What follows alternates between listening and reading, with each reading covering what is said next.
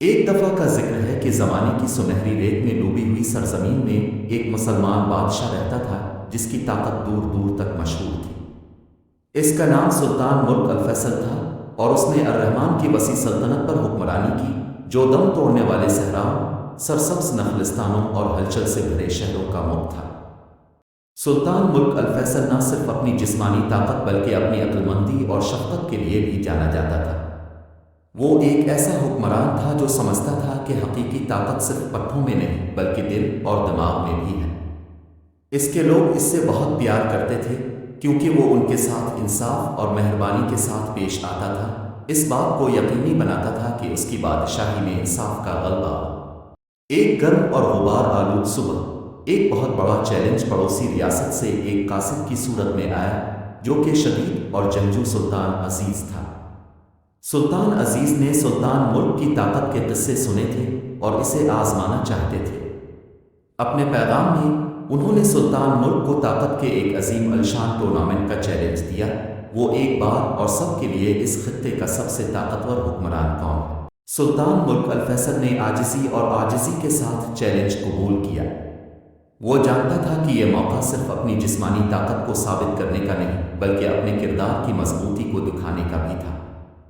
اس نے اپنے مشیروں اور جنگجوؤں کو ٹورنامنٹ کی تیاری کے لیے بلایا۔ ٹورنامنٹ کا دن آیا اور الرحمن کے دل میں ایک بہت بڑا ہجوم جمع ہو گیا۔ میدان کھجور کے بلند و بالا درختوں سے گھرا ہوا تھا اور رنگ برنگے بینرز سے مزین تھا۔ جیسے ہی سلطان ملک میدان میں داخل ہوئے، ان کے لوگوں نے ان کے لیے خوشی کا اظہار کیا، ان کی وفاداری اور حمایت ان کی آوازوں سے عیاں تھی۔ سلطان عزیز ایک تڑپتے ہوئے چہرے کے ساتھ مخالف سمت سے میدان میں داخل ہوئے۔ ہوا میں تناؤ واضح تھا اور ایسا لگ رہا تھا جیسے صحرا نے اپنی سانسیں روک رکھی تھی۔ ٹورنامنٹ کا آغاز جسمانی چیلنجوں کی ایک سیریز کے ساتھ ہوا، بازو کشتی اور طاقت کے کارنامے۔ سلطان ملک نے ناقابل یقین طاقت کا مظاہرہ کیا، لیکن اس نے عاجزی اور فضل کے ساتھ ایسا کیا، کبھی بھی اپنے مخالف کی تذلیل نہیں کی۔ اس نے ہر چیلنج جیت کر نہ صرف اپنے لوگوں کی بلکہ سلطان عزیز کے حامیوں کی بھی عزت افزائی کی۔ جو دن گزرتا گیا، چیلنجز جسمانی صلاحیتوں سے ذہنی ذہانت کی طرف منتقل ہو گئے۔ سلطان ملک نے اپنی دانشمندی کا مظاہرہ کیا، پیچیدہ پہلوؤں اور مخمصوں کو آسانی سے حل کیا، جبکہ سلطان عزیز نے جدوجہد کی۔ آخری چیلنج میں دونوں حکمرانوں کو ایک پیچیدہ اخلاقی مخمصے کا سامنا کرنا پڑا۔ سلطان عزیز نے غرور اور عزائم سے متاثر ہے کر ایک ایسا انتخاب کیا جو اپنے فائدے کے حق میں تھا لیکن دوسروں کی قیمت پر۔ تاہم سلطان ملک نے اپنے لوگوں اور پڑوسی ریاستوں کی فلاح و بہبود کو ہر چیز پر مقدم رکھتے ہوئے ہمدردی اور انصاف کا راستہ اختیار کیا۔ ہجوم خوشی سے بھڑک اٹھا کیونکہ انہوں نے پہچان لیا کہ حقیقی طاقت صرف جسمانی طاقت میں نہیں ہے بلکہ کردار اور حکمت کی طاقت میں ہے۔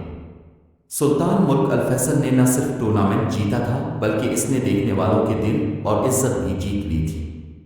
سلطان عزیز نے اپنی شکست سے عاجز آ کر سلطان ملک کی طرف ہاتھ بڑھایا اور کہا کہ تم نہ صرف بڑی طاقت کے بادشاہ ہو بلکہ بہت عزت کے بادشاہ بھی ہو، مجھے تم سے بہت کچھ سیکھنے کو۔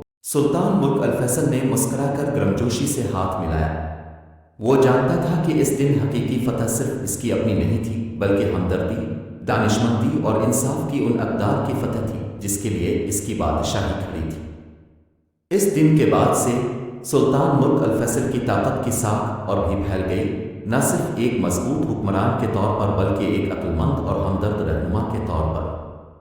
الرحمن کی اس کی بادشاہی ترقی کرتی رہی اور اس کے لوگ ہم آہنگی کے ساتھ رہتے تھے، اپنے عظیم بادشاہ کے کردار کی طاقت سے رہنمائی کرتے تھے۔